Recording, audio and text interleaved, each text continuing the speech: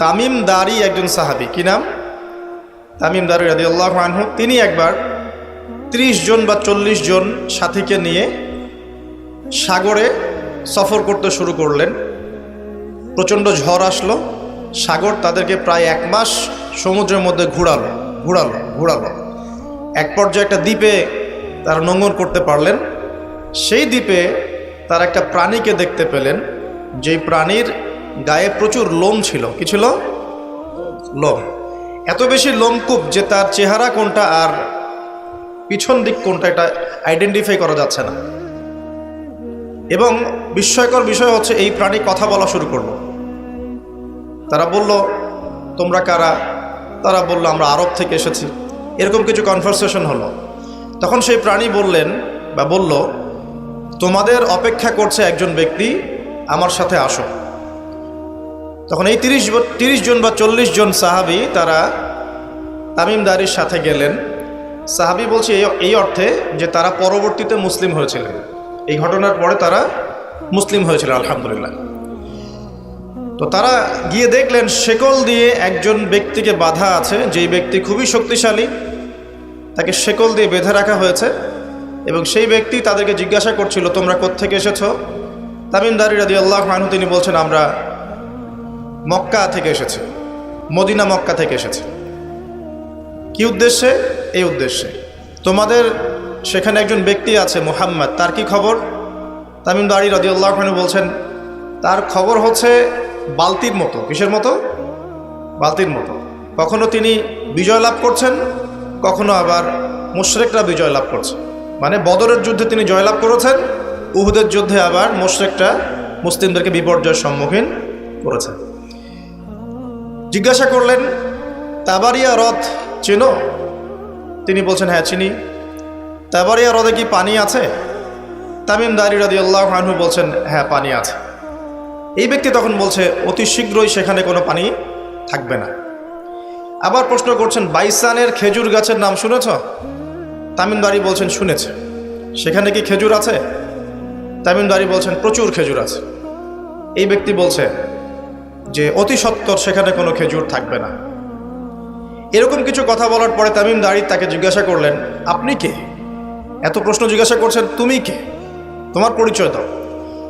তখন এই ব্যক্তি বলছিলেন, আমার পরিচয় তোমরা খুব শীঘ্রই জানতে পারবে। অতি শীঘ্রই আমি এই শেকল থেকে মুক্ত হব এবং পুরো পৃথিবীতে আমি 40 দিন রাজত্ব করব। কতদিন? 40 দিন। তবে মক্কা এবং মদিনায় আমি প্রবেশ করতে পারবো না, কারণ সেখানে প্রবেশ করতে ধরলেই দেখা যাবে আল্লাহর ফেরেশতারা খোলা তরবারি হাতে মক্কা মদিনা পাহারা দিচ্ছে।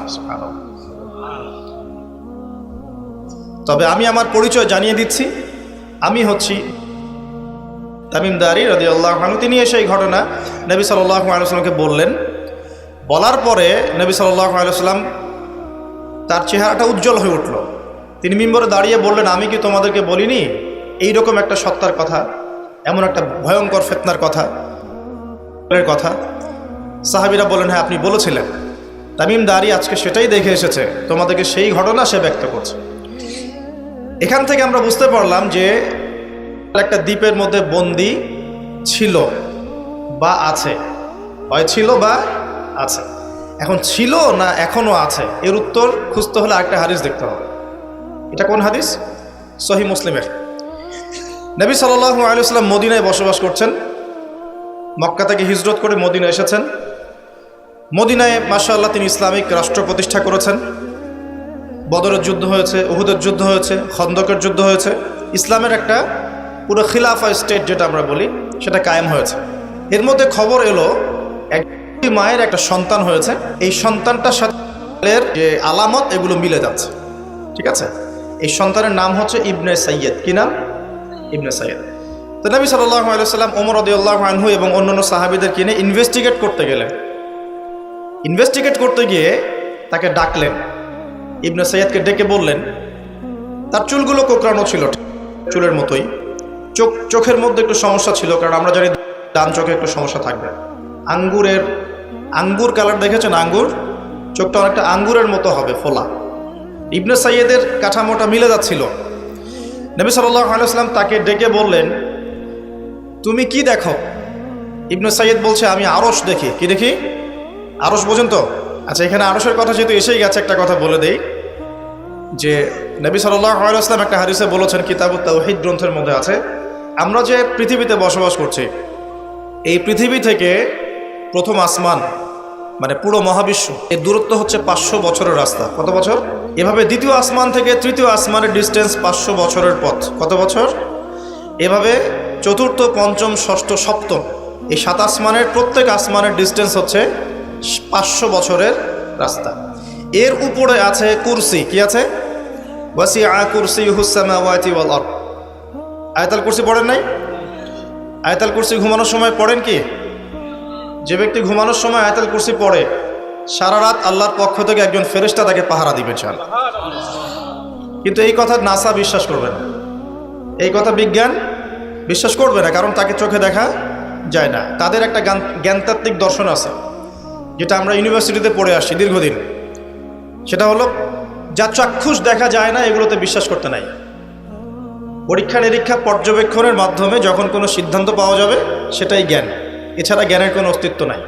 স্কুল থেকে শুরু করে পিএইচডি ডিগ্রি পর্যন্ত এই দর্শনের উপর ডিপেন্ড করে শিক্ষা নিচ্ছি আমরা সবাই। এখন যা দেখি না বিশ্বাস করব না। এই কারণে পশ্চিমার আল্লাহকে বিশ্বাস করে না, আল্লাহকে দেখা যায় না। ফেরেশতাকে বিশ্বাস করবে না, বলবে যে বোগাস কথাবার্তা। কোথায় ফেরেশতা দেখা যায়? যা দেখি না বিশ্বাস করবো কেন? আখেরাত দেখি না কেন বিশ্বাস করব? জান্নাত জাহান্নাম দেখি নাই কেন বিশ্বাস করব? জিন জাতি দেখি নাই কেন বিশ্বাস করব? আত্মা বা রুহকে দেখেছেন? রুহ বা আত্মা যেটা নিয়ে চলাফেরা করছেন দেখেছেন? কেন বিশ্বাস? কবরের আযাব কেন বিশ্বাস করব? এই কারণে তাদের দর্শন যেহেতু প্রোটেস্ট্যান্ট ভার্সনের জ্ঞানে বিশ্বাস করে, চাক্ষুষ দর্শন যেটা সেটাই জ্ঞান, এর বাইরে জ্ঞানের কোনো অস্তিত্ব আছে এটা বিশ্বাস করে না। এই কারণেই তারা ইমানের 6 পিলারের কোনো পিলারে বিশ্বাস করে না। আর ইমানের 6 পিলারই কিন্তু গায়েব। গায়েব না? আল্লাহ বিশ্বাস, ফেরেশতায় বিশ্বাস, নবী রাসূলগণ, আসমানি কিতাব, পরকাল, তাকদীর, এগুলো কি দেখা যায়? এমনকি আমরা তো আমাদের নবীজিকেও দেখি নাই, দেখেছি? সাল্লাল্লাহু আলাইহি ওয়াসাল্লাম। আমরা শুধুমাত্র কোরআন দেখছি এবং হাদিসের গ্রন্থগুলো দেখছি, এর বাইরে কিন্তু আমরা কিচ্ছু দেখছি না। তো তারা আবার পরিকল্পিতভাবে তাদের দর্শনটাকে প্রতিষ্ঠা করার জন্যে এবং আমরা যে গায়েবে বিশ্বাস করি এই দর্শনটাকে এলিমিনেট, বাতিল করার জন্যে কিছু শব্দ চালু করেছে। একটা শব্দ মৌলবাদী, একটা শব্দ ধর্মান্ধ। থামেন, ঠিক বেঠিক বলার দরকার নাই, ঠান্ডা মাথায় লেকচার শোনেন।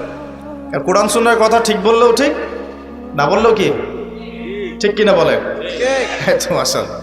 আচ্ছা, পশ্চিমারা তাদের দর্শনটাকে বাস্তবায়ন করার জন্য, যে আমরা চোখে যা দেখি তাই বিশ্বাস করব, এর বাইরে কিছুই বিশ্বাস করব না, এই দর্শনটাকে সাবিত করার জন্যে এবং আমাদের যে গায়েবে বিশ্বাস, অদৃশ্যে আমরা বিশ্বাস করি, এটাকে এলিমিনেট, বাতিল করার জন্য এই শব্দ দুটো চালু করেছে।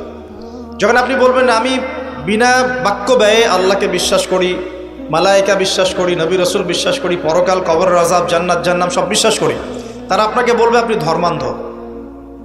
কারণ আপনি অন্ধভাবে বিশ্বাস করছেন। তো আপনি অন্ধভাবেই বিশ্বাস করছেন। তো আপনি কি প্রমাণ করতে পারবেন জিন জাতির অস্তিত্ব? আপনি কি ল্যাবরেটরিতে বসে বসে, আমরা যে ফিজিক্স, কেমিস্ট্রি, বায়োলজির ল্যাবরেটরিতে করেছি না প্র্যাকটিক্যাল, এই প্র্যাকটিক্যাল কাজগুলোর মধ্য দিয়ে কি আপনি আত্মার অস্তিত্ব প্রমাণ করতে পারবেন নাকি? যারা হার্ট স্ট্রোক করে মারা যাচ্ছে, হচ্ছে না, আমরা কি বলছি? হৃদযন্ত্রের ক্রিয়া বন্ধ হয়ে মারা গেছে, ইন্না লিল্লাহি ওয়া ইন্না ইলাইহি রাজিউন, মাইকিং করে বেড়াচ্ছে, তাই না? হৃদযন্ত্রের ক্রিয়াটা বন্ধ হলো কিভাবে? এর ভিতরে কিছু একটা তো ছিল যেটা এখন নাই। একটা ডেড বডির মধ্যে কিছু একটা নাই যেটা একজন জীবিত মানুষের দেহের মধ্যে আছে। আপনার দেহে কি আছে যেটা একটা মৃত মানুষের দেহে নাই?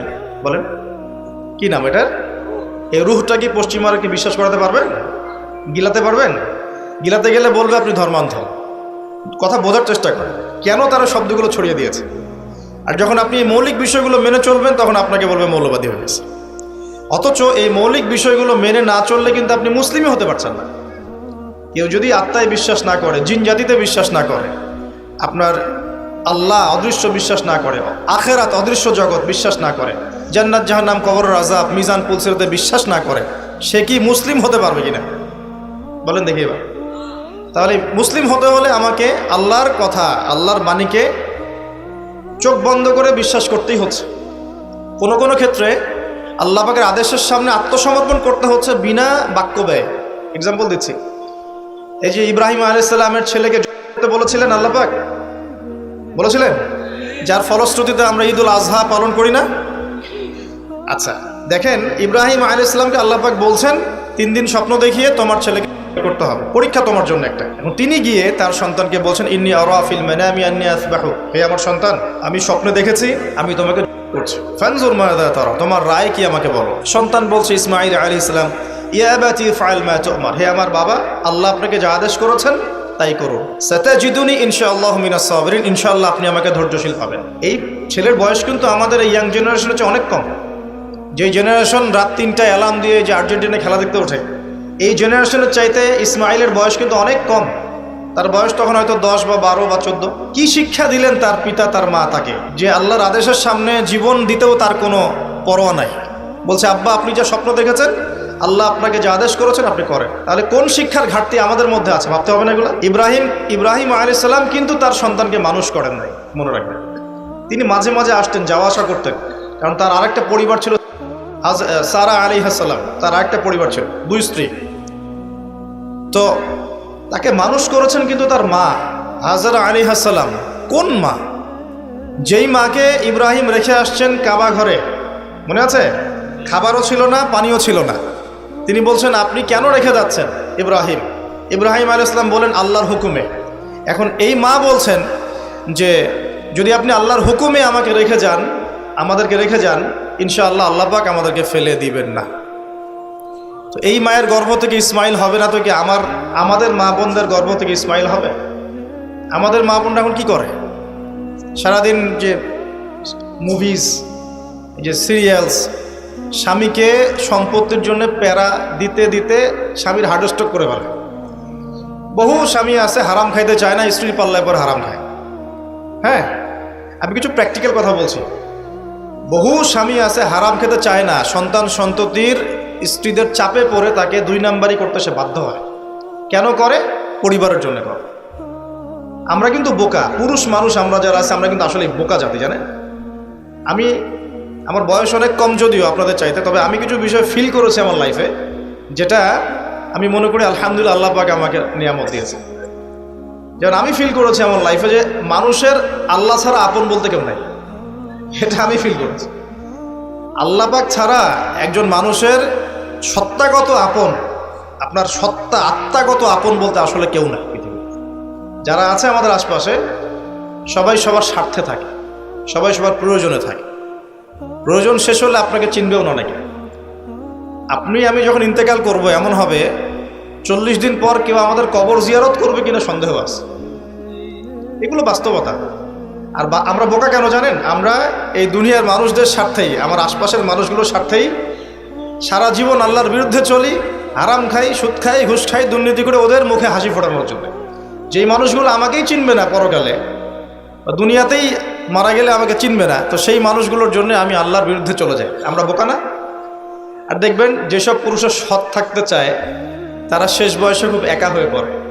খেয়াল করে দেখেন, যে পুরুষটা সৎ থাকতে চায় শেষ বয়সে গিয়ে দেখবেন তারা খুব একাকিত্বে ভুগছে। আর এখন একটা কমন সমস্যা, এটা অনেক প্রবীণ মানুষ যারা আছেন তারা কিন্তু একাকিত্বে ভোগেন, খুব একাকিত্বে ভোগেন। স্ত্রী দেখছে না, সন্তান খোঁজ খবর নিচ্ছে না, বন্ধু বান্ধবরা নাই, হ্যাঁ, বৃদ্ধাশ্রমে গিয়ে পড়ে আছে। পরিবারগুলোতে এখন পুরুষ নির্যাতন বেরোচ্ছে আর কি। হ্যাঁ, কথা একটু ভিতর থেকে বোঝার চেষ্টা করবেন। হ্যাঁ, নারী নির্যাতন তো আছেই, আমরা জানি। এমন দুশ্চরিত্রের লম্পট অনেক পুরুষ আছে সমাজে, যৌতুকের জন্য মেয়েদেরকে চাপ দেয়, স্ত্রীদেরকে চাপ দেয়, তাই না? শারীরিক মানসিক নির্যাতন করে না? মেয়েদের প্রতিও চরম নির্যাতন হয়, কিন্তু পুরুষদের উপরেও কিন্তু দিন দিন নির্যাতন বাড়ছে। আমরা কিন্তু এই সেন্সে বোকা হয়ে গেছি। চালাক হব কখন? যখন আমরা আমাদের দুনিয়ার প্রতিটা কাজ আল্লাহর সন্তুষ্টির জন্য করব। দুনিয়ার প্রতিটা কাজ যদি আমরা আল্লাহর সন্তুষ্টির জন্য করি, তাহলে আমরা কারো ব্যবহারে কথায় কষ্ট পাবো না ইনশাআল্লাহ। কারণ আমাদের সলাত, ইন্না সলাতি ওয়া নুসুকি মাহইয়ায়া ওয়া মামাতি, আমাদের সলাত সব স্যাক্রিফাইস, জীবন মৃত্যু কার জন্যে? আল্লাহর জন্য। এখন আল্লাহর কাছে আমার এক্সপেকটেশন থাকবে যে আল্লাহর কাছে আমি চাই, কোনো মানুষের কাছে কোনো এক্সপেকটেশন নাই, তখন আপনি কষ্ট পাবেন না। জীবনে সুখে থাকার দ্য ফিলোসফি অফ হ্যাপিনেস হচ্ছে এটা। জীবনে সুখে থাকার, সুখী হওয়ার, এই দুনিয়ার জীবনে সুখী হওয়ার ফিলোসফি হচ্ছে আল্লাহ ছাড়া কারোর কাছে আশা করেন না। এবং আল্লাহ ছাড়া অন্য কারোর জন্য কোনো কিছু করতে চান না, আল্লাহকে সন্তুষ্ট করার জন্য করতে চান, ইনশাআল্লাহ আল্লাহ পাক আপনাকে সব কিছুই দিবে ইনশাআল্লাহ। সম্মান, মর্যাদা, প্রতিপত্তি, মানুষের ভালোবাসা সবই পাবেন যদি আপনি আল্লাহর হয়ে যান। আমি একটু ভিতরে চলে আসছি আর কি, বাইরে আসে আবার আসেন। তো এই যে কুরসির কথা বলছিলাম, আয়াতুল কুরসি কেন তেলাওয়াত করবেন? কারণ রাত্রেবেলা একজন মালাক বা ফেরেশতা আপনাকে পাহারা দিবে ইনশাআল্লাহ। আর পশ্চিমাদের দর্শন বলে দিলাম, ওরা কিন্তু এই অদৃশ্যের জগতে বিশ্বাস করে না। এই কারণে আমরা যারা অদৃশ্যের জগতে বিশ্বাস করি, আমাদেরকে এইসব সাম্প্রদায়িক শব্দ দিয়ে তারা সারা বিশ্বের বুকে আন্ডারএস্টিমেট করার চেষ্টা করেছে। এগুলো ধরতে হবে এগুলা। সামনে আসেন। এখন কুরসির পরে কি আছে? এই কুরসির উপরে আছে একটা মহাসাগর। কি আছে? মহাসাগর। নাসা কি বলেছে এখন পর্যন্ত? এই জন্য আমরা কেউ বিশ্বাস করি না। কালকেই যদি দেখবেন নাসা বলে দেয় হ্যাঁ একটা মহাসাগরের সন্ধান পাওয়া গেছে, পৃথিবী থেকে লক্ষ কোটি আলোকবর্ষ দূরে, নাম দিয়ে দিল যে .FM0000mm2, একটা নাম দিয়ে দিল। ওরা তো এরকম নাম দেয় আর কি, তাই না? বাস তখন কিন্তু দেখবেন সারা বিশ্বের মানুষ চোখ বন্ধ করে বিশ্বাস করবে কি না? আমরা কিন্তু আল্লাহর প্রতি চোখ বন্ধ করে বিশ্বাসের জায়গায় এই পশ্চিমাদের উপর এখন চোখ বন্ধ করে বিশ্বাস করি। কি বুঝেন? এটা কিন্তু শিরক হচ্ছে, এটাও শিরক হচ্ছে। তো একটা কথা মিস করে গেছি, ইব্রাহিম আলাইহিস সালাম করার যে পরীক্ষায় পড়েছিলেন তখন কিন্তু তিনি প্রশ্ন করেননি আল্লাহকে, আল্লাহ একজন মাসুম বাচ্চাকে কেন করব, এর পিছনে যুক্তি কি, এর পিছনে বিজ্ঞান কি, এর পিছনে দর্শন কি, প্রশ্ন করেছিলেন? তিনি একদম সামি'না ওয়া আতা'না, আল্লাহ পাক আদেশ করেছেন, চোখ বন্ধ করে পালন করতে গিয়েছে। ইব্রাহিম আলাইহিস সালাম অন্ধভাবে আল্লাহর আদেশ মেনে চললেন না? আর ইব্রাহিম আলাইহিস সালাম সবচেয়ে বড় মুসলিম না আমি সবচেয়ে বড় মুসলিম? বলেন, কে এই উম্মার নামকরণ করেছেন মুসলিম? সূরা হজ পড়ে দেখেন, হুয়া সাম্মাকুমুল মুসলিমিন। এই হুয়া মানে কে? মিল্লাতে আবিকুম ইব্রাহিম, ইব্রাহিম আলাইহিস সালামের মিল্লাত, তিনি তোমাদের পিতা, যিনি তোমাদের নামকরণ করেছেন কি? মুসলিম। আর আমাদের আদি পিতা হচ্ছেন আদম আলাইহিস সালাম। তো দেখুন প্রিয় ভাইরা, এই মহাসাগরের উপরে আছে কুরসি, যার কথা আমি বলতে গিয়ে এখানে আসলাম। ইবনে সাইয়্যিদ কি বলছে? সে কি দেখে মনে আছে না ভুলে গেছেন? ইবনে সাইয়্যিদ কে? নবী সাল্লাল্লাহু আলাইহি ওয়াসাল্লাম যাকে ইনভেস্টিগেট করছেন মদিনায়, কোথায় একটু খেয়াল রাখেন, তামিমদারি দ্বীপে দেখে আসছেন। কোথায় দেখে আসছেন? দ্বীপে। আর নবী সাল্লাল্লাহু আলাইহি ওয়াসাল্লাম ইনভেস্টিগেট করছেন কোথায়? মদিনায়। আচ্ছা, তো এখন এই ব্যক্তি বলছে আমি আরশ দেখি। নবী সাল্লাল্লাহু আলাইহি ওয়াসাল্লাম বলে আরশ কোথায়? সে বলছে আরশ পানির উপরে। কোথায়? পানির উপরে। তখন নবী সাল্লাল্লাহু আলাইহি ওয়াসাল্লাম বলছেন তুমি তো তাহলে শয়তানের আরশ দেখছো। কার আরশ দেখছে? শয়তানের কিন্তু আরশ আছে, শয়তানেরও কিন্তু একটা আরশ আছে। কোথায় এটা জানেন? সমুদ্রের উপরে। অনেকে বলে যে ভাই বারমুদা ট্রায়াঙ্গেলে আছে নাকি, এটা আমরা জানি না, এভাবে বলা যাবে না, এটা আমরা ব্যাখ্যা করতে পারবো না, আল্লাহ ভালো জানেন। তো এখন শয়তানও কিন্তু সিংহাসনে বসে, দিন শেষে বসে ওর যে চেলা চামুন্ডা যারা আছে ওদেরকে ডাকে, ডেকে বলে আজকে কি করাইছো তোমরা? একজন বলে যে আমি তো জেনা করাই দিছি দুজনের মধ্যে, আমি মদ খাইয়েছি মানুষকে, আমি মানুষকে পরকীয়ায় লিপ্ত করেছি, আমি একজনকে একজনের বিরুদ্ধে উস্কে দিয়ে হত্যা করিয়ে দিয়েছি। এরকম করে শয়তানরা বলতে থাকে। তো ইবলিস বলে না, তোমরা তেমন কোনো কাজ করতে পারো না। ইতিমধ্যে একজন শয়তান এসে বলে যে আমি একটা কাজ করেছি। কি কাজ করেছো? যে আমি একটা পরিবারের স্বামী স্ত্রীর মধ্যে বিচ্ছেদ ঘটিয়ে দিয়েছে। কি করেছে? এটা এখন বেশি হচ্ছে না? বেশি হচ্ছে না? আপনারা খবর রাখেন না মনে হয়, পড়াশোনা করে দেখেন, প্রতি 3-4 মিনিট একটা ডিভোর্সের ঘটনা ঘটে, প্রতি 3-4 মিনিটের মধ্যে। এবার শয়তান তাকে ডাকে, এদিকে আসো, তুমি একটা কাজের কাজ করেছো। তখন নিজের গলার যে মালা বা যেটা আমরা গোল্ড মেডেল বলি, অ্যাওয়ার্ড যেটা বলি, এটা তার গলায় সে পরিয়ে দেয়, দিয়ে বলে তুমি একটা কাজের কাজ করেছো। তার মানে আমরা বুঝতে পারলাম শয়তানের কাছে সবচেয়ে বড় একটা মিশন কি? পরিবারগুলোকে ধ্বংস করে দেয়। সতর্ক থাকতে হবে আমাদের সবাইকে। আল্লাহ পাক আমাদের সবাইকে ধৈর্য দান করুন। আর পরিবার টিকে থাকে ধৈর্যের উপরে। আরেকটা বিষয় বলে দেই, স্বামী স্ত্রীর মধ্যে, যুবকরা এটা উপকৃত হবেন ইনশাআল্লাহ, স্বামী স্ত্রীর মধ্যে শুধুমাত্র ভালোবাসা পরিবার টিকানোর জন্য যথেষ্ট না। স্বামী স্ত্রীর মধ্যে ভালোবাসার চাইতেও বেশি প্রয়োজন হচ্ছে একে অপরের প্রতি বিশ্বাস। কি দরকার? বিশ্বাস না থাকলে ভালোবাসা টিকবে না। প্রয়োজন একে অপরের সম্মানবোধ, একজন একজনের সম্মানটা যেন বোঝে, এবং আনুগত্যের প্রয়োজন আছে। স্ত্রীরা যদি স্বামীদের আনুগত্য না করে সংসার টিকে না, সংসার ভেঙে যায়। বিশ্বাস, আনুগত্য, ভক্তি, সম্মান, শ্রদ্ধা, এর সাথে যখন ভালোবাসা যুক্ত হবে তখন পরিবারটা ইনশাআল্লাহ জান্নাতি পরিবার।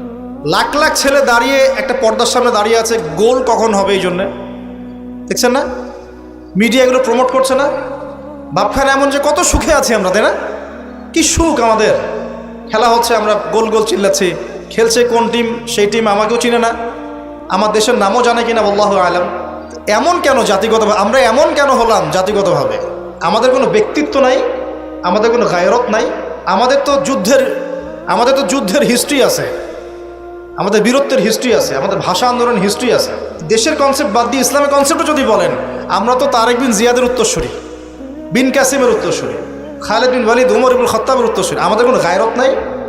যদি আমি একা একা সকালবেলা উঠে ফজরের নামাজের পরে এই মাঠটাকে 10 রাউন্ড দেই, এটা আমার জায়েজ না? না জায়েজ? জায়েজ। এখন আপনারা 10 জন 20 জন দুটা টিম হয়ে গেলেন, আমি তো টুকটাক খেলাধুলার মধ্যে ছিলাম, টিম হয়ে গেলেন, এখন আপনারা খেলছেন ফুটবল, 1 ঘন্টা আধা ঘন্টা খেলবেন, জায়েজ না? না জায়েজ। কিন্তু এই খেলাটাকে টেলিকাস্ট করে আপনি হাজার হাজার মানুষের সময় তো নষ্ট করতে পারেন না, তার হায়াত তো নষ্ট করতে পারেন না। এই খেলাকে কেন্দ্র করে তো জুয়ার আসর বসাতে পারবেন না আপনি, এটাকে কেন্দ্র করে আপনি লক্ষ লক্ষ বিলিয়ন ডলার্স খরচ করতে পারবেন না তো। অথচ আপনার পাশেই প্রতিবেশী রাষ্ট্র না খেয়ে মারা যায়, আমাদের পাশেই মিডল ইস্টের পাশেই প্রতিবেশী রাষ্ট্র না খেয়ে শিশুরা যাচ্ছে। প্রতিবেশী না খেয়ে থাকে, আমি পেট ভরে খাই, আমি মুমিন নাকি? প্রতিবেশী না খেয়ে থাকে আর আমি পেট ভরে খাই, আমি কি মুমিন নাকি? আর সারা বিশ্ব এই দিকে মানুষকে ফোকাস করে রেখেছে, বিশ্বের একটা অংশ এই দিকে ফোকাস করে রেখে তাদের এজেন্ডাগুলো ঠিকই বাস্তবায়ন করছে না। রমজান মাস আসে, দেখবেন রমজান মাস যখনই আসে দেখবেন যে নির্যাতন বেড়ে যায় উম্মার উপর।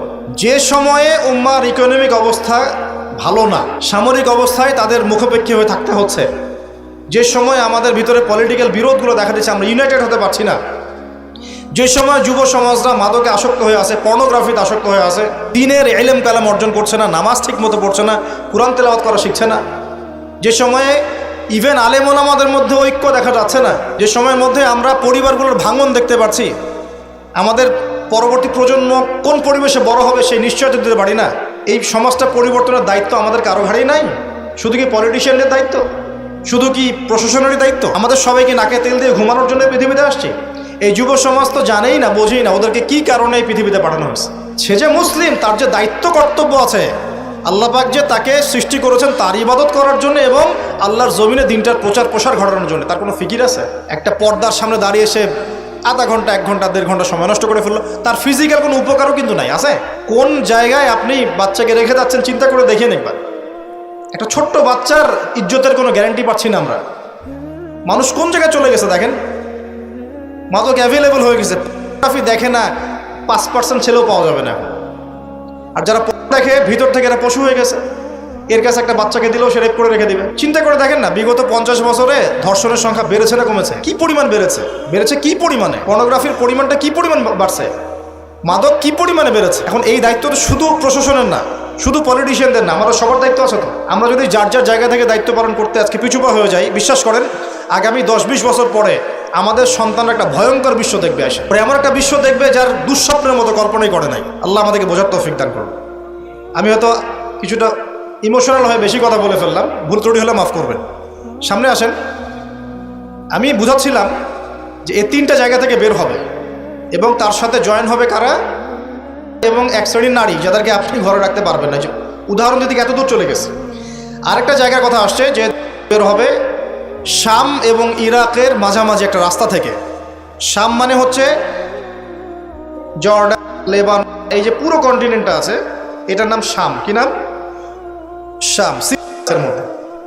আর ইরাক হচ্ছে এই যে আমাদের ইরাক তো চিনেন, এর মাঝখান থেকে একটা রাস্তা থেকে বের হবে। একটু ভূগোল ঘাটবেন, একটু জিওগ্রাফি পড়ে দেখবেন, ওর মাঝখানে এখন একটা রাষ্ট্রের জন্ম হয়েছে। এই রাষ্ট্রটা আজকে থেকে 100 বছর আগে বিশ্বের বুকে ছিল না। ছিল 1914 সালের আগ পর্যন্ত এরকম কোনো রাষ্ট্রের অস্তিত্বই বিশ্বের বুকে ছিল না। বিগত 100 বছরে এটা অস্তিত্ব লাভ করেছে, নাম আপনারা সবাই জানেন। এবং সেখানে শুধু রাষ্ট্র গঠন করেই তারা ক্ষান্ত হয় নাই, কিন্তু ওই যে বললাম 70,000 দিবি ইস্পাহানের, বললাম না? তার মানে অন্য হাদিসে লিঙ্ক করলে দেখা যায় নবীজি বলছেন যে সে বিশ্ব শাসন করবে এবং তার ফলোয়ার্স হবে কারা? মানে কারা? তো সে যদি রাষ্ট্র কায়েম অলরেডি করে ফেলে এবং সেখানে যদি বিশ্বের সমস্ত জায়গা থেকে সেও যায় এবং ওরা সেখানে শক্তিশালী হয়ে যায়, সশরীরে বের না হলেও তার অনুসারীরা কি বের হয় নাই? বোঝেন নাই কথা? বুঝছেন? এখন তার অনুসারীদের একটু অবস্থা দেখেন। বিশ্বের বড় বড় সেক্টরগুলোর কথা আমি জাস্ট মেনশন করে দিই। Politics, economics, finance, military section এবং মিডিয়া। বড় বড় 5-6টা সেকশন। একটা সেকশন আমাকে দেখাবেন যেটা ওদের নিয়ন্ত্রণের বাইরে আছে? এমন কোনো সেকশন নাই। এখানে শিক্ষিত মানুষ যারা তারা আমার কথা বুঝতে পারবে। বিশ্বের এমন কোনো সেকশন নাই যেটা ওদের নিয়ন্ত্রণের বাইরে। ইভেন এই যে প্রযুক্তিগুলো আমরা ইউজ করছি এগুলো সব কিছু ওদের নখদর্পণে আছে। এখন আমাকে একটা কোয়েশ্চেনের উত্তর দেন যে যদি আপনি বিশ্ব রুল করতে চান তাহলে আপনাকে বিশ্বের এই বড় বড় সেকশনগুলোকে রুল করতে হবে না? শ্রীলঙ্কা কি পারবে বিশ্বের অর্থনীতিকে নিয়ন্ত্রণ করতে? পারবে না, কারণ তার নিজের কোনো ইকোনমিক বেস নাই। পারবে কি? পারবে সারা ওয়ার্ল্ডের পলিটিক্সকে নিয়ন্ত্রণ করতে? পারবে না। মনে করেন কি পারবে সারা বিশ্বের ফাইন্যান্স এগুলো নিয়ন্ত্রণ করতে পারবে? সেখানে তো মানুষ অনুদানের উপর তারা চলছে না, তাদের তো জানমালের নিরাপত্তাই নাই। তার মানে যে বা যারা বিশ্ব শাসন করবে এবং তার অনুসারীরা তাদেরকে বিশ্বের বড় বড় সেকশনগুলো তো রুল করতে হবে, তাই নয় কি? সশরীরে বের না হলেও, সে সশরীরে না আসলেও তার ফলোয়ার্স যারা তারা কিন্তু অলরেডি রাষ্ট্র কায়েম করেছে, বিশ্বের বড় বড় সেকশন নিয়ন্ত্রণ করছে এবং ঐক্যবদ্ধ হয়েছে, রাজধানীও ঘোষণা করে ফেলেছে। এবার কি মিলাতে পারছেন কথা যে কোন দিকে আমি ফোকাস করছি? এবার আসেন, তাদের সাথে লড়াই করার ক্ষমতা সবার থাকবে না, এটাও সত্য। কারণ আসবে সে তাদেরকে নিয়ে বিশ্বের 40 দিন পুরো ম্যাসাকার করবে, পুরো বিশ্বটাকে 40 দিন সে শাসন করবে, যার প্রথম দিনটা হবে 1 বছরের সমান। কত বছর? কিভাবে হবে আল্লাহ জানেন, আমি ব্যাখ্যা করতে পারবো না। দ্বিতীয় দিন হচ্ছে 1 মাসের সমান, তৃতীয় দিন 1 সপ্তাহের সমান, তারপরের দিনগুলো আমাদের দিনের মতোই। কথা বুঝতে পারছেন? সে কি করবে? সে নিজেকে খোদা দাবি করবে, সে বলবে সেই খোদা আল্লাহ, এবং তার 1 হাতে জান্নাত 1 হাতে জাহান্নাম থাকবে। এই যে এই 1 হাতে জান্নাত মানে কি সত্যিকারের জান্নাত? ওই যে 2 2 4 যারা মিলায় বলবে হ্যাঁ সত্যিকারের জান্নাত। একটা বাহন থাকবে, গাধা বলা হয়েছে, যার বিশাল ডানা থাকবে, যে ডানার নিচে বহু মানুষ আশ্রয় নিতে পারবে, এবং সেই ডানাতে সে আকাশে চড়ে বেড়াবে। আকাশে উড়ে এমন কোনো গাধা আছে নাকি? আছে? যারা 2 2 4 মিলায়, যে 2 যোগ 2 লেফট হ্যান্ড সাইড সমস্যা রাইট হ্যান্ড সাইড, এরা মনে করবে যে উড়ন্ত গাধাও মনে হয় আসতে পারে। আর যারা ইন্টেলেকচুয়াল থিঙ্কিংস রাখেন তারা বুঝবেন যে হতে পারে এটা এমন কোনো প্রযুক্তি যেটা দিয়ে সে আকাশকে নিয়ন্ত্রণ করবে। হতে পারে অত্যাধুনিক কোনো এয়ারক্রাফট, আল্লাহ ভালো জানেন।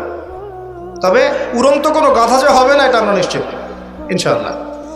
তো এখানে অনেক রূপকথা আছে। সে ডান হাতে জান্নাত মানে যারা তাকে ফলো করবে সে ওদের সবাইকে প্রোগ্রেস দিবে, দুনিয়াতে শান্তিতে থাকবে। আর যে তার মানে আনুগত্য করবে না, জুলুমের শিকার হবে, ব্যাস জাহান্নাম। এ তো সরাসরি জান্নাত জাহান্নাম নয় যে ধরে ঢুকাই দিবে। জান্নাত কি হাতে নিয়ে ঘোরা সম্ভব? কখনোই না। তো এমনও একটা হাদিস আসছে যে সে একটা কওমের কাছে গিয়ে দাঁড়াবে, বলবে আমার উপর ঈমান নিয়ে আসো। কওম বলবে আমরা তোমাকে মানি না, এটা মুমিন হবে, মুসলিম হবে, আমরা তোমাকে মানি না। তখন সে তাদের উপর জুলুম করবে, দুর্ভিক্ষ চাপিয়ে দিবে। আরেকটা কওমের কাছে যাবে, বলবে আমাকে কি তোমরা রব হিসেবে মানো? তারা বলবে হ্যাঁ মানি। তখন তাদেরকে সে প্রোগ্রেস দিবে, দেখবেন আকাশকে আদেশ করবে বৃষ্টি হও, বৃষ্টি হবে, ফসল ফলো, ফসল ফলবে, গুপ্তধনগুলো বের করে ওদের হাতে দিয়ে দিবে। মানে আমি বুঝাতে পারবো না যেটা কত বড় ফিতনা। পৃথিবীতে চলমান সমস্ত ফিতনাগুলোকে একত্রিত করলে মান হবে না, তবে তার শাসনটা চিরস্থায়ী হবে না। আলহামদুলিল্লাহ, তার এবং তার ফলোয়ার্সদের শাসনটা চিরস্থায়ী হবে না। তারা যে মনে করে বসে আছে যে এই সত্যিকারের, সে সত্যিকারের তারাই করার চেষ্টা করেছিল। তার নাম কি? ঈসা আলাইহিস সালাম। তিনি হচ্ছেন সত্যিকার। আল্লাহ পাক তাকে উঠিয়ে নিয়েছেন, তাকে আল্লাহ পাক নামাবেন দামেস্কে, এবং তার হাতেই এই মিথ্যা মাসিহের মৃত্যু লেখা আছে ইনশাআল্লাহ তাআলা। এবং তারপর ঈসা আলাইহিস সালাম তার ফলোয়ার্স বা তার অনুসারীদেরকে নিয়ে বিশ্বের শান্তি প্রতিষ্ঠা করবেন ইনশাআল্লাহ। এটা সামনে আছে, মানে ইতিহাস শেষ হবে, সভ্যতা শেষ হবে নবী ঈসা আলাইহিস সালামের হাতে। এটা কত বছর বাকি আছে এটা আমরা বলতে পারবো না। হতে পারে 100 বছর, হতে পারে 1000 বছর, আমরা জানি না, আল্লাহ ভালো জানেন। কিন্তু একটা জিনিস আপনাকে ফোকাস করতে হবে যে সে সশরীরে বের না হলেও তার অনুসারীরা কিন্তু সারা বিশ্বাসকে শক্তিশালী। এটা আপনাকে বুঝতে হবে। একটা সুসংবাদ আপনার জন্য। নবীজি বলছেন সাল্লাল্লাহু আলাইহি ওয়াসাল্লাম, কোনো ব্যক্তি যদি সূরা কাহফের প্রথম 10টা আয়াত মুখস্থ করে বা শেষের 10টা আয়াত মুখস্থ করে বা এই দুটোই 20টাই করেন, ইনশাআল্লাহ আপনার জীবদ্দশায় যদি হয় সে আপনার কোনো ক্ষতি করতে পারবে না। এখন প্রশ্ন আছে আরো, এই সূরার মধ্যে কি আছে যা আপনাকে এই ফিতনা থেকে বাঁচাবে? এটা জানার জন্যে আপনাকে আসহাবুল কাহফের ঘটনা পড়তে হবে। ওই যে 9 জন যুবকের কথা বলেছিলাম, 309 বছর ঘুমিয়েছিল, আল্লাহ পাক আবার ঘুম থেকে উঠিয়েছেন। ডিটেলস বলার সময় নেই, বাসায় গিয়ে পড়বেন। এবং এই বিষয়গুলো বোঝার আগে মুসা এবং খিদর আলাইহিস সালামের ঘটনাটাও পড়তে হবে, যে বাহ্যিক চোখে যা দেখা যাচ্ছে ওটা বাস্তবতা নয়। বাস্তবতা ওটাই যে আল্লাহ নূর দিয়ে খিদর আলাইহিস সালাম দেখছেন। আমি একটা জায়গা থেকে আলোচনা শেষ করে দেবো এখানে। এই সূরার মধ্যে আরও একটা ঘটনা আছে যেটা আমি কোনোদিনও বলি নাই, আজকে বলতেছি আপনাদের সামনে। আপনারা সৌভাগ্যবান, এই ঘটনা আমি আজ পর্যন্ত কোনো লেকচারে বলি নাই। সূরা কাহফে আরও একটা বিষয় আছে যেটা আপনাকে চেনাবে সভ্যতাগুলো কেমন হবে। একটু মনোযোগ দেন প্লিজ, 10 মিনিট দেখুন। এই সূরার মধ্যে 4টা ঘটনা আছে। কয়টা? একটা হচ্ছে আসহাবুল কাহফের, একটা যুলকারনাইন আলাইহিস সালাম, একটা মুসা এবং খিদর আলাইহিস সালামের, আর একটা হচ্ছে এই ঘটনা, 2 বন্ধুর ঘটনা যা আমি কোনো লেকচারে এখনো বলি নাই। আল্লাহ পাক এই সূরার মধ্যে একটা বিস্ময়কর ঘটনা বলছেন। 2 বন্ধুর। কয়জন বন্ধু?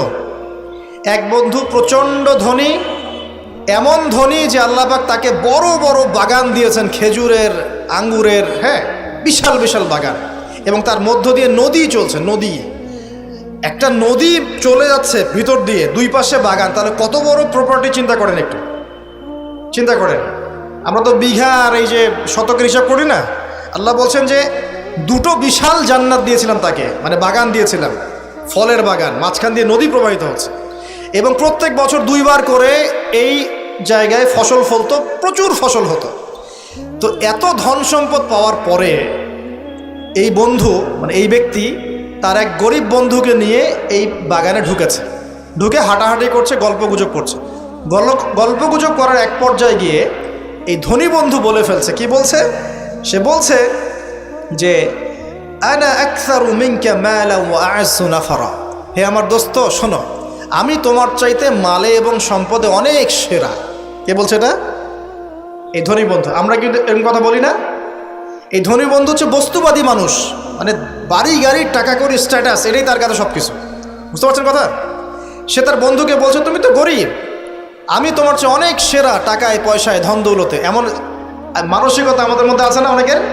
আচ্ছা, এবার সে আরও বলছে যে ওয়াদাখালা জান্নাতাহু ওয়া হুয়া যালিমুল লিনাফসি। সে তার জান্নাতে প্রবেশ করলো, তার নফসের উপর সে জুলুমও করে বসলো। কিভাবে জুলুম করলো? এভাবে সে বলছে ক্বালা মা আযুন্নু আন তাবিদা হাযিহি আবাদা। কে বলছে এটা? এই ধনী বন্ধু। সে বলছে, হে আমার গরিব বন্ধু শোনো, আমি মনে করি না, আমি বিশ্বাসই করি না, আমি মনে করি না যে আমার এই প্রপার্টি কখনো ধ্বংস হয়ে যাবে। আমি এটা বিশ্বাস করি না। বুঝতে পারছেন? ওই যে আমি পরকালে বিশ্বাস করি না, কিয়ামতে বিশ্বাস করি না, আখেরাতে বিশ্বাস করি না। কোন সভ্যতা বলেন? আচ্ছা, সে বলছে যে মা আযুন্নু আন তাবিদা হাযিহি আবাদা। আমি বিশ্বাস করি না, আমি মনে করি না যে এই প্রপার্টি কখনো ধ্বংস হতে পারে। ওয়া মা আযুন্নু সাআতা কায়িমা। আর আমি এটাও মনে করি না যে কিয়ামত কখনো হবে। বুঝতে পারলেন কথা? আমি এটাও বিশ্বাস করি না যে কখনো। জি, শেষ করছি আমি। তার মানে কি, এই বন্ধুটা বস্তুবাদী না? সে পরকালে বিশ্বাস করে না, কিয়ামতে বিশ্বাস করে না। সে তার ধন সম্পত্তির মোহে এত আসক্ত হয়ে গেছে যে সে মনে করে যে এটা কখনো আমার থেকে যাবে না। এমন চিন্তা আমাদের মধ্যে আছে না? এই চিন্তাটাকে আধুনিক পরিভাষায় বলা হয় মেটেরিয়ালিজম। কি বলা হয়? মানে বস্তুবাদ। মানে কি? বস্তুবাদ মানে ভোগবিলাস, বাড়ি গাড়ি, টাকা পয়সা, মত্ত থাকা, পরকাল বলে কিছু নাই। এই যে মেটেরিয়ালিজম। এখন এই বন্ধুটা বলছে, গরিব বন্ধু, একটু মনোযোগ দেন প্লিজ। এই বন্ধুটা বলছেন, গরিব বন্ধু, যে ক্বালা লাহু সাহিবুহু ওয়া ইউহাওয়ারু। গরিব বন্ধুটা তাকে বলছে আকাফারতা বিল্লাযী খালাকাকা মিন তুরাব। হে আমার ধনী বন্ধু, তুমি কি সেই সত্তার সাথে কুফরি করছো যে তোমাকে মাটি থেকে সৃষ্টি করেছেন? সুম্মা মিন নুতফা, এরপর তোমাকে মায়ের গর্ভে নুতফা আকারে রেখেছিলেন, সুম্মা সাওয়াকা রাজুলা, এরপর তোমাকে এই পুরুষের আকৃতি দিয়েছেন, তুমি কি সেই সত্তা আল্লাহকে অস্বীকার করছো? মানে অস্বীকার করার মধ্য দিয়ে তুমি আল্লাহকে অস্বীকার করছো কি? ওয়ালাউলা ইয দাখালতা জান্নাতুক, তুমি যখন তোমার জান্নাতে ঢুকলা তুমি এটা কেন বললা না যে লা কুওয়াতা ইল্লা বিল্লাহ, মাশাআল্লাহ, লা কুওয়াতা ইল্লা বিল্লাহ, মাশাআল্লাহ, আল্লাহ পাক কি চমৎকার জান্নাত আমাকে দিয়েছেন, লা কুওয়াতা ইল্লা বিল্লাহ, আল্লাহ ছাড়া কোনো শক্তি সামর্থ্য নাই, এমনটা কেন বললে না? এমনটা না বলে কেন এইটা বললা যে ওমা আযুন্নু সাআতা কায়িমা, আমি বিশ্বাস করি না যে কখনো হবে, আমি বিশ্বাস করি না যে এটা কখনো ধ্বংস হবে, এমনটা কেন বললা? তুমি কেন কুফরি করলা? এরপর যেটা হয়েছে, আল্লাহ রাব্বুল আলামিন এই যে বন্ধু, গরিব বন্ধু, তাকে দুনিয়া এবং আখিরাতে বিশাল নেয়ামত দিয়ে দিয়েছেন, আর এই ধনী বন্ধুর জান্নাতটাকে আল্লাহ পাক এক রাতের মধ্যে ধ্বংস করে রেখে দিয়েছে। এক রাতের মধ্যে পুরো জান্নাতকে ধ্বংস। পরের দিন সকালে সে এসে দেখে যে এটা কোন জায়গায় আসলাম, আমার বাগান বাগিচা বলে মনে হচ্ছে না। সে হাত কসলাচ্ছিল এবং বলছিল, কোরআনে ভাবে বলছে, হাত কসলাচ্ছিল আর বলছিল যে হায় আমি যদি আমার রবের সাথে শিরিকটা না করতাম, হায় আমি যদি আমার রবের সাথে কুফরি না করতাম, তাহলে আজকে আমার এই অবস্থা হয়তো হতো না। এই ঘটনাটা ঠিক পরে আল্লাহ পাক বলছেন ওয়াদরিব লাহুম মাসালুল হায়াতিদ দুনিয়া, হে নবী মুহাম্মদ সাল্লাল্লাহু আলাইহি ওয়াসাল্লাম, তুমি এবার তোমার উম্মতের কাছে দুনিয়ার দৃষ্টান্তটা পেশ করো। দুনিয়ার দৃষ্টান্তটাও ঠিক এরকমই, এই ফসলের ক্ষেতের মতোই।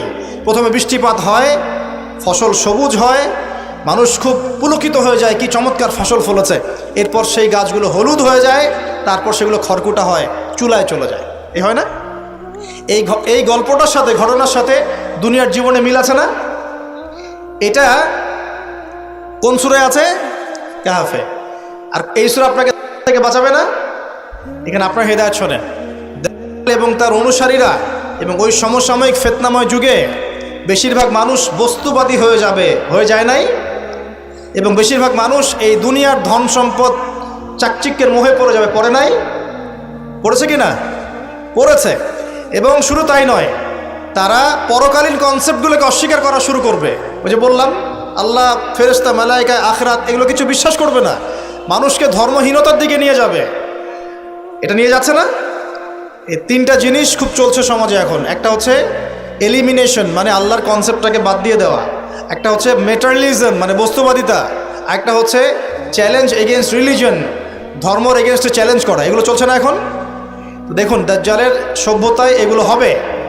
এর সাথে আপনার বর্তমান সময়ের মিল কোথায়? মিল হচ্ছে, দেখুন, এই বিউটি কন্টেস্ট বলেন, আপনার ওয়ার্ল্ড কাপ বলেন, আপনার এই ইভেন্টসগুলো বলেন, ফ্যাশন শোজগুলোর কথাই বলেন, অপসংস্কৃতির কথাই বলেন, পর্নোগ্রাফির কথাই বলেন, এই মাদকের ভয়াল খাবার কথা বলেন, যে কোনো দিকে তাকান, এগুলোর প্রত্যেকটার উদ্দেশ্য দুনিয়া নয় কি?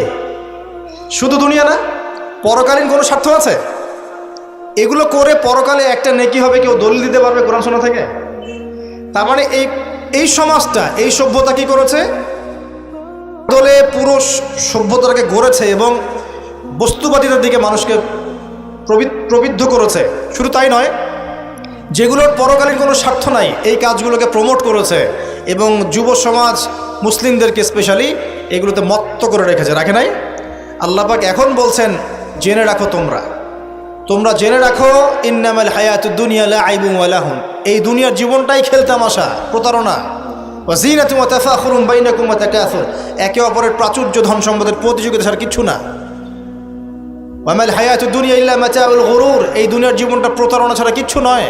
আল হাকুমুত তাকাসুর হাত্তা যুরতুমুল মাকাবির, তোমরা প্রাচুর্যের মোহে মোহাচ্ছন্ন হয়ে আছো যতক্ষণ পর্যন্ত না তোমরা কবরে শায়িত হচ্ছ। কাল্লা সাউফা তা'লামুন, অবশ্যই তোমরা জানতে পারবে, কোশ্চিনকালেও নয়, অবশ্যই তোমরা জানতে পারবে।